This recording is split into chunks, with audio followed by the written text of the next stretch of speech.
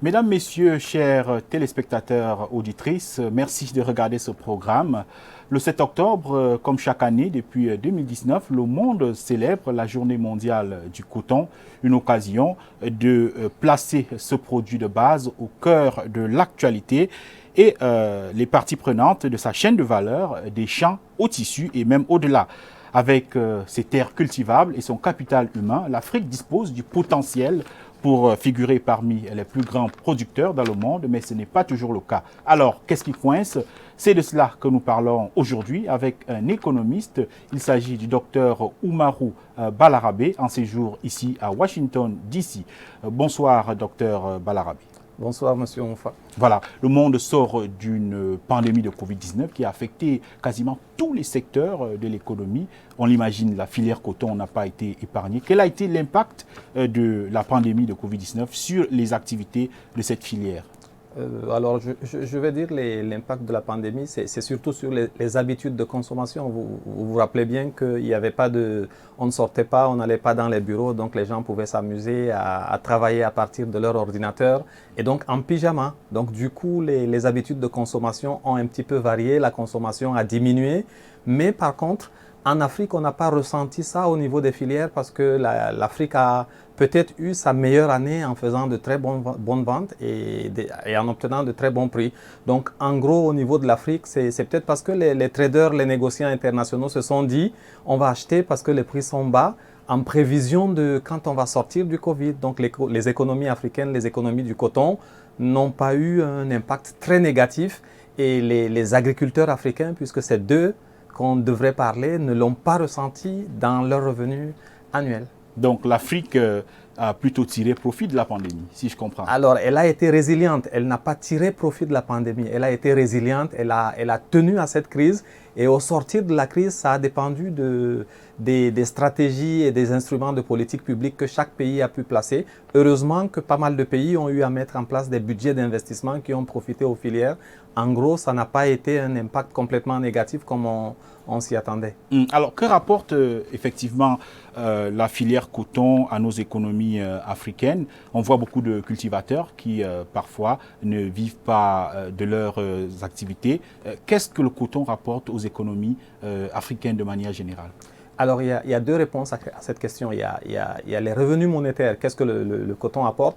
Si je prends juste l'Afrique de l'Ouest et du Centre, on est à peu près à 3 millions de tonnes de coton produit qui va être égrené, c'est-à-dire on va avoir à peu près 1,2 million tonnes de fibres qui seront malheureusement exportées et 1,5 million tonnes de graines de coton qui vont servir à l'industrie locale, la fabrication de l'huilerie, des aliments, du bétail et pas mal. Donc, en gros, le coton rapporte de l'argent, rapporte de l'argent aux États sous forme de fiscalité, rapporte de l'argent aux acteurs, aux industries et aux autres opérateurs économiques, les transporteurs, les transitaires. Donc, il y a pas mal de métiers qui interviennent dans la filière et un petit peu aussi à la fin aux agriculteurs qui, sur ce montant final, quand on ne prend que la fibre, arrivent à gagner 55% à peu près de la valeur de la fibre sur le marché international.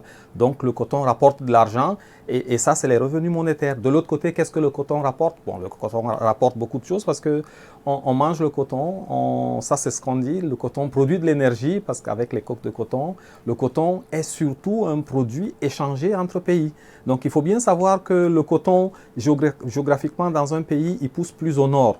Donc quand on a des pays africains qui ont un sud équatorial et un nord sahélien, ça fait un petit peu le lien entre le nord et le sud parce que le nord fait le coton, le transporte vers le sud pour l'exporter et ça fait un petit peu de la cohésion au niveau des pays et ça construit l'économie, ça construit surtout l'agriculture du nord parce que ça, il ne faut pas l'oublier, le coton est plus une culture structurante de l'agriculture dans les pays africains, tout comme il a été il y a 50 ans ou 100 ans, une culture, un produit structurant pour l'industrie textile dans les pays occidentaux et aujourd'hui en Asie.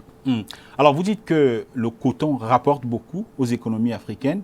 Malheureusement, aucun pays africain ne figure parmi le top 5 des grands producteurs mondiaux. Pourtant, on a des terres cultivables, on a le capital humain. Qu'est-ce qui fait problème? Alors, ce qu'il faut savoir, c'est que dans les statistiques internationales, quand on parle du coton, on voit plus le textile, c'est-à-dire la fabrication du tissu et les importations et exportations du tissu. Les pays africains, en fait, s'individualisent par groupe, et donc on a un groupe de producteurs d'Afrique de l'Ouest et du Centre qui a quand même cette production dont je vous parle, le 3 millions de tonnes, qui en gros se situe entre 5 et 10% de la production mondiale. Ce n'est pas beaucoup pour influencer les prix, parce que le coton reste quand même une culture qui a une importance stratégique. Donc la civilisation humaine oblige l'homme à s'habiller, à se protéger. Et aujourd'hui, le vêtement est devenu carrément une identité culturelle. Donc, ce n'est pas une culture qu'on peut abandonner. Donc, les plus gros pays, au contraire de ce qu'on peut imaginer, c'est les États-Unis, c'est la Chine. Et vous allez voir que sur le coton, même l'Union européenne, sans produire du coton, il n'y a que 2 producteurs européens, reste quand même très intéressés par le coton parce que l'industrie du vêtement, c'est la première industrie au monde. C'est le premier produit échangé et on ne veut pas se retrouver comme l'Afrique aujourd'hui à consommer un produit sur lequel on n'a pas d'intervention stratégique, on ne peut pas influencer le marché. Donc, stratégiquement, l'Afrique est toujours restée à sa place. Mais il faut noter un truc, c'est qu'en 1950 déjà, donc bien avant les indépendances, l'Afrique pesait 10% de la production mondiale du coton graine. Et aujourd'hui, l'Afrique pèse un petit peu moins parce que l'Afrique a progressé en termes de tonnage. En 1950, on avait 600 000 tonnes. Aujourd'hui, on en a 5 fois plus, mais les autres pays ont progressé bien plus que nous. Il y a des pays comme le Brésil qui n'avaient pas 1 tonne de coton il y a 30 ans, aujourd'hui, qui sont parmi les 5 premiers producteurs de coton. Donc, les autres pays stratégiquement avancent. L'Afrique a avancé, mais ça ne se sent pas. Le premier producteur africain en ce moment, c'est le Bénin qui est à la 10e place mondiale. Et les grands pays producteurs comme les États-Unis, la Chine, l'Inde bénéficient, subventionnent leurs agriculteurs, leurs cultivateurs. Et je crois que c'est peut-être pour cela aussi que l'Afrique a du mal.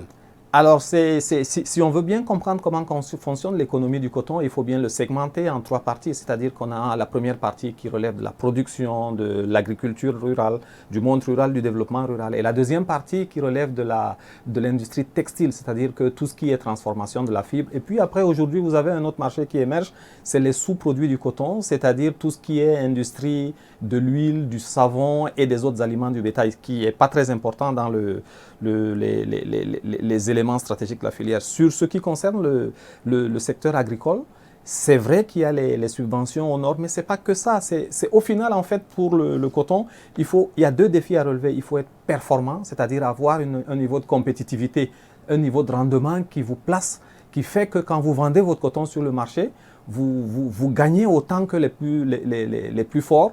Ça, c'est le niveau de performance. Et de l'autre côté, vous avez le niveau répartition de la valeur ajoutée. L'Inde, par exemple, ne subventionne pas son coton directement comme les États-Unis, mais 91% du prix de la fibre est reversé aux agriculteurs. Donc, ils ont un niveau d'incitation à produire qui est plus élevé qu'en Afrique. 91% en Inde et 55% en Afrique, ça fait la différence.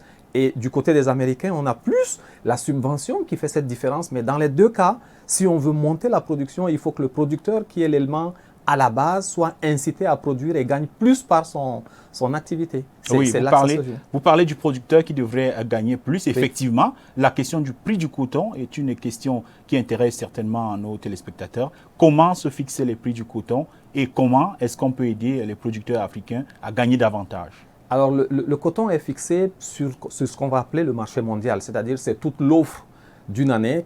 En ce moment, on sait à peu près ce qu'on a comme superficie de coton, on connaît les stocks de coton qu'il y a pour la campagne écoulée et on connaît la demande en fibre de coton. Et c'est cette demande plus l'offre qu'il y a sur le marché qui permet de donner un prix d'équilibre du coton, qui va être le prix de référence à partir duquel les filateurs vont acheter et les producteurs vont vendre. Donc, ce n'est pas un marché qui va dépendre uniquement du besoin intérieur d'un pays, mais il va dépendre du besoin global du monde en tissus et en produits textiles. Donc, vous comprenez bien que pour influencer ce marché, il faut avoir un niveau de production conséquent. C'est ce que la Chine fait en faisant des stocks, c'est ce que les États-Unis font en produisant encore plus, et l'Inde aussi. Et donc l'Afrique, c'est 10%. Donc en fait, si l'Afrique veut influencer ce prix, déjà influencer le prix, il faut que l'Afrique puisse augmenter, accroître son rendement accroître sa part dans la production globale, c'est-à-dire sa production. Et en ce moment, elle va pouvoir décider de comment elle reverse la partie de prix qu'elle arrive à reprendre vers ses agriculteurs. Et là, ça va être le boom pour la production cotonnière. Mais je reviens toujours à ce que j'avais dit au départ. Le vêtement, on ne peut pas s'en passer. Il n'y a pas un pays qui peut s'en passer. Il n'y a pas un peuple qui peut s'en passer. C'est une culture stratégique. Alors, vous parlez d'augmenter la production pour pouvoir influencer les prix. Cette augmentation de la production passe, je l'imagine bien, par l'industrialisation du secteur. Comment réussir ce pari? Alors ça ramène un autre débat, c'est est-ce qu'on se contente de produire du coton graine pour le vendre sur le marché mondial à d'autres pays ou bien est-ce qu'on le transforme? Je crois que la culture politique de l'Afrique de l'Ouest et du Centre s'est focalisée sur la production du coton graine comme élément structurant de l'agriculture locale. C'était une chose qui était nécessaire il y a 50 ans.